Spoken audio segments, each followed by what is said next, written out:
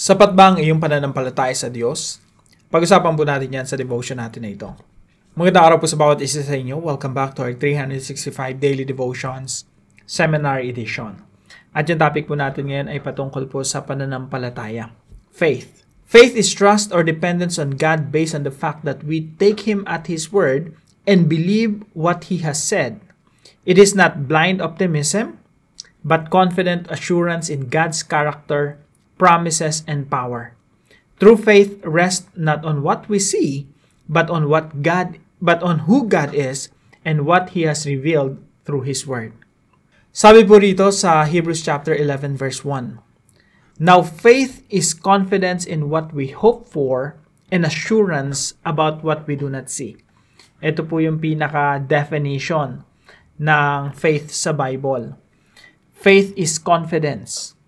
Ngayon, ang pananampalataya ay ang katiyakan. Natitiyak mo sa puso mo yung sinabi ng Diyos. Totoong-totoo yan. Kailangan mong panghawakan. Kailangan mong manangan sa sinabi ng Diyos. Ang pananampalataya ay katiyakan sa mga bagay na inaasahan. Ang paninindigan sa mga bagay na hindi nakikita. Yung faith po, ito yung hindi mo alam, hindi mo sure, hindi mo alam ang mangyari sa hinaharap, pero nagtitiwala ka ng buong buo sa Diyos. Yan po yung faith. Now, sabi po rito sa Matthew chapter 8 verse 8. Bago po basahin to, kwento ko muna yung istorya ng isang centurion. Ito pong centurion na ito, hindi po siya Hudyo. Sa halip, isa siyang Romano. At pag sinabi po nating centurion, meron, officer sa sundalong Romano. At meron po siyang hawak na 100 tao. Kaya centurion. Now, ito pong centurion na ito, meron siyang kasambahay, katulong, o servant, na mayroong malubhang karamdaman. Tapos alam niya na si Jesus, kayang pagalingin yung kanyang katulong o yung kanyang servant. In-approach niya si Jesus, nagpadala siya ng tao, and then sabi ni Jesus, sige, to make the long story short, sabi ni Jesus, okay, pupunta ako sa bahay ng centurion. Now, sabi ng centurion, hindi niyo na po kailangang pumunta sa tahanan ko. Sabi niya, just say the word. Magsalita ka lang. Utusan mo lang, sabihin mo lang, gumaling ka. Gagaling na yung katulong ko. Gagaling na yung servant ko. Kaya sabi po rito sa Matthew chapter 8 verse 8, The centurion replied, Lord, I do not deserve to have you come under my roof. But just say the word, and my servant will be healed. Ngunit sumagot sa kanya ang opisyal, Ginoo, hindi po ako karapat-dapat na puntahan pa ninyo sa aking bahay. Sabihin lamang po ninyo, magsalita lamang po kayo, at gagaling na ang aking katulong. Sipin niyo po yung pananampalataya na yan, no? Magsalita ka lang, Jesus, yung katulong ko, gagaling. Yan po yung pananampalataya. Pananampalataya sa kakayanan ng Diyos. Pananampalataya sa salita ng Diyos na pag may sinabi ang Diyos, mangyayari yun, mapapangyari ang lahat ng sabihin at naisin ng Diyos. Alam niyo po dito sa centurion na ito, namangha po ang Panginoong Jesucristo. Sabi niya, wala pa nakitang ganitong klaseng pananampalataya. At, maganda po itong ehemplo para sa atin. Paano ba manampalataya sa ating Panginoon? Kaya po yung una nating teaching, faith is taking God at His word. Yung pananampalataya po ay pananangan sa pangako ng Diyos o sa sinabi ng Diyos o sa kayang gawin ng Diyos sa pamamagitan lang ng kanyang salita. No? Pag sinabi ng Diyos na, okay, itong tao na ito, pagpapalain ko ito. Yung tao na pinagpala ng Diyos, walang makakasumpa dyan. Walang makakagawa ng masama sa isang taong pinoprotektahan ng Diyos. Ang isang taong kakinahabagan ng Diyos, pinakitaan niya ng kanyang mayamang biyaya.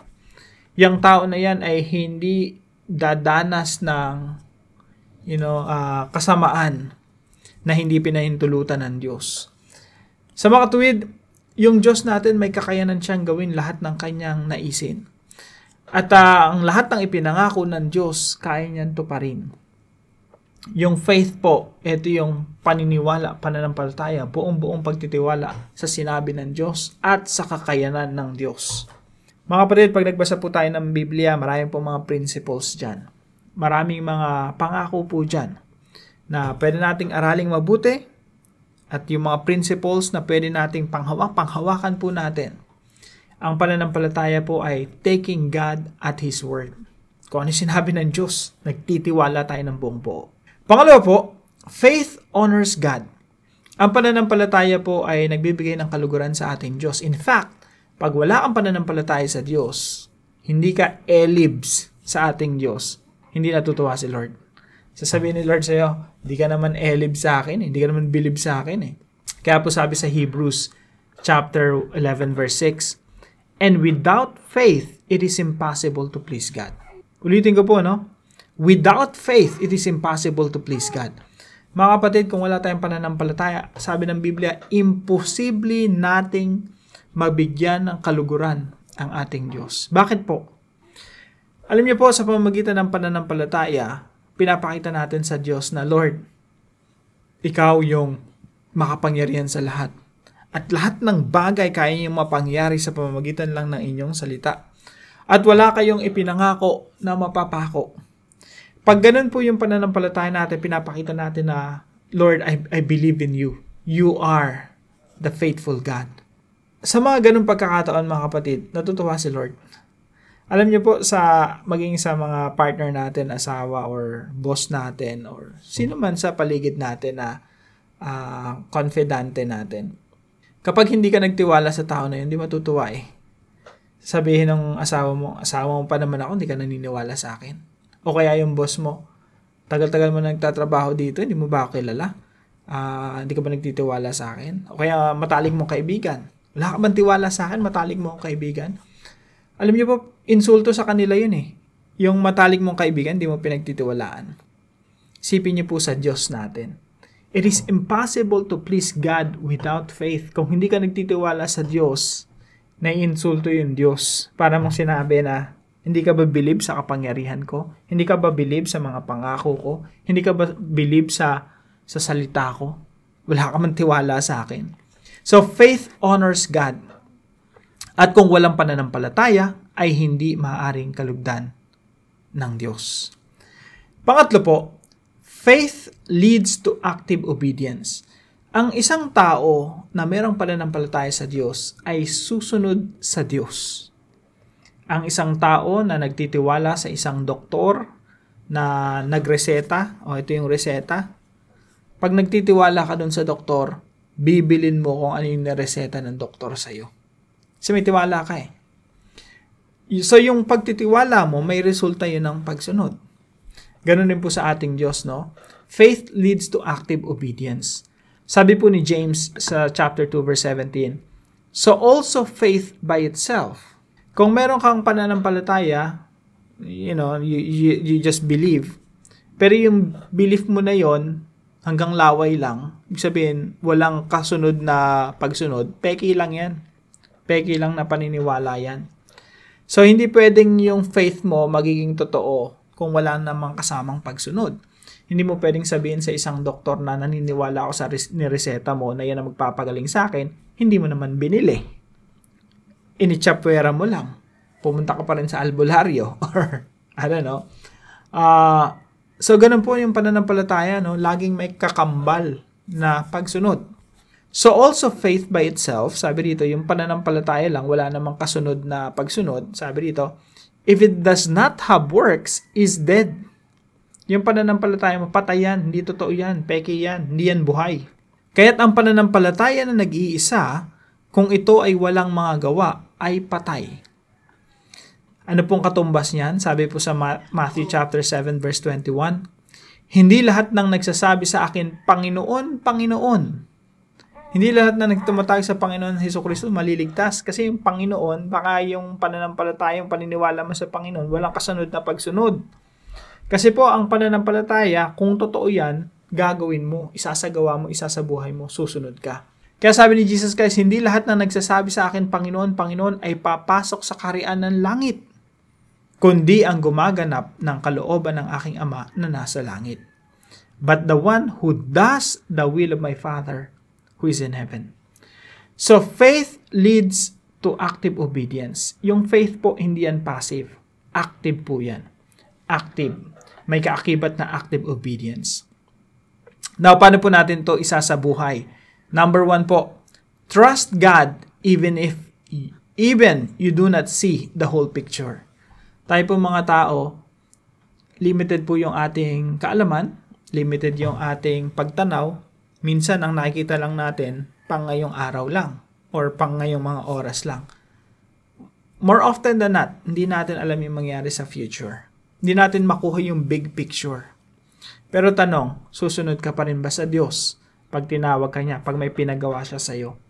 Remember Abraham? Si Abraham, hindi naman pinakita ng Diyos kay Abraham yung big picture eh. Nung una siyang tinawag ng Diyos, sabi ng Diyos sa kanya, iwanan mo yung pamilya mo, yung bayan mo, and go to the land which I will show you. Hindi naman diniscuss ni Lord kung ano yung detalye ng lupain at pagdadalan sa kanya ng Panginoon eh. Si Abraham, dahil nananampalataya siya sa Diyos, sumunod siya sa Diyos without seeing the big picture. Yun po yung faith. Yun po yung totoong nagtitiwala ka sa Diyos na iyong sinusunod. And number 2 po, declare God's promises over your doubts. Marami po talagang pagkakataon sa buhay natin, magdududa tayo. Normal po sa atin yan, doubt, pagdududa, pag-aalinlangan. Pero sa mga panahon po ng ating pag-aalinlangan, mga kapatid, let's declare God's word. Let's declare God's truth. Ideklara po natin yung mga pangako ng Diyos over our doubts. Ideklara natin ang mga pangako ng Diyos sa gitna ng ating pag-aalinlangan. So, kapag tayo po ay nababad sa mga pangako ng Diyos, nababad sa kanyang mga salita, at doon po talaga nade-develop yung ating pananampalataya, lalo na pag nagbabasa tayo ng Biblia, nakikita natin yung mga stories sa Bible, paano kumilos si Lord, paano tinupad ng Diyos yung kanyang mga pangako sa Biblia. So habang nagbabasa tayo ng Biblia, nakikita natin mga principles sa Bible, nakikita natin mga promises sa Bible, mas tatatag yung ating pananampalataya. And in times of doubt, declare God's word. Declare God's truth. Declare God's promises. Doon po mas titibay yung ating pananampalataya sa ating Diyos.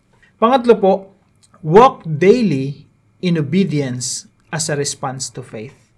Yung pananampalataya po natin, mga kapatid, ay pinatutunayan yan ng pagsunod sa ating Diyos. I hope that's clear. At lahat po ng naririto, huwag tayong mahulog sa patibong ng easy believism. Yung easy believism, yan yung basta naniniwala ako sa Diyos, okay na yun. Pero walang transformation of life, easy believism po yun. Kaya yung naniniwala sa easy believism or yung mga nagsasabi na ligtas sila, tunay sila mga Kristiyano, pero walang pagbabago sa buhay, walang pagsunod sa Diyos, pero sinasabi na nananampalataya sila sa Panginoong Jesucristo, peki po iyon. Hindi po totoo yun.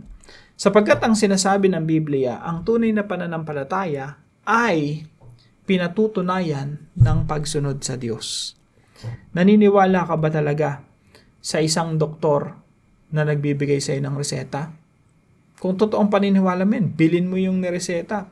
Kung totoong paniniwala mo sa doktor, bibili ka ng nireseta ng doktor at buo yung pagtitiwala mo na yun ang magbibigay sa iyo ng kagalingan. Ganun din po sa ating Diyos.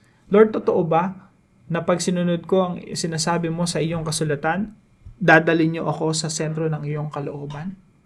If you really believe in that, you will give your life. You will follow Jesus Christ, our great healer, our great shepherd. Now, para po sa ating discussion, what does it mean to live by faith and not by sight in your daily life? Pag-usapan po natin ito sa ating mga discussion groups at samahan niyo po ako sa panalangin. Lord God, please increase my faith. Let me take you at your word. Help me to trust you even when I don't see the full picture. Strengthen my faith to believe your promises and rely fully on your word. Teach me to walk by faith, not just with my lips, but with my whole life. When doubts arise, remind me of who you are, faithful, true, and unchanging. May my faith grow deeper, stronger, and more active every day. Lead me to live in full dependence on you, not on my feelings or circumstances. In Jesus' name I pray. Amen and amen.